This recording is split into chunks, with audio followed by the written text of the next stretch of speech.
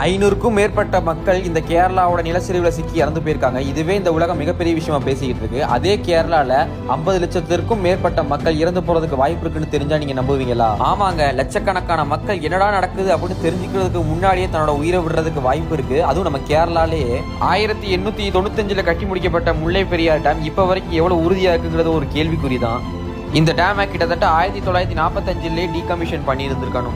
ஒரு டேமோட ஆயுள் காலம் முடிஞ்சதுக்கு அப்புறம் அதே இடத்துல ஒரு புதிய டேமை கட்டுறதுக்கு பேர் தான் டீகமிஷன். வெறும் 50 வருஷத்துக்கு தான் உழைக்கும் அப்படின்னு கட்டப்பட்ட ஒரு டேமை கிட்டத்தட்ட 130 வருஷமா நம்ம யூஸ் பண்ணிக்கிட்டு இருக்கோம். அதாவது சொல்ல போனா இந்த டேமோட ஆயுள் காலம் முடிஞ்சும் நம்ம ஒரு 80 வருஷமா என்ன ஏதுன்னே தெரியாம யூஸ் பண்ணிக்கிட்டு இருக்கோம். இந்த டேம் உடைஞ்சா இது மட்டும் உடையது இல்லாம கூட இருக்கிற 4 அணைகளும் சேர்ந்து உடையும். அது மூலமா பாத்தீங்கன்னா கிட்டத்தட்ட இந்த டேமுக்கு கீழே இருக்கிற 7 மாவட்டங்கள் முழுக்க தண்ணிக்குள்ள போயிருது.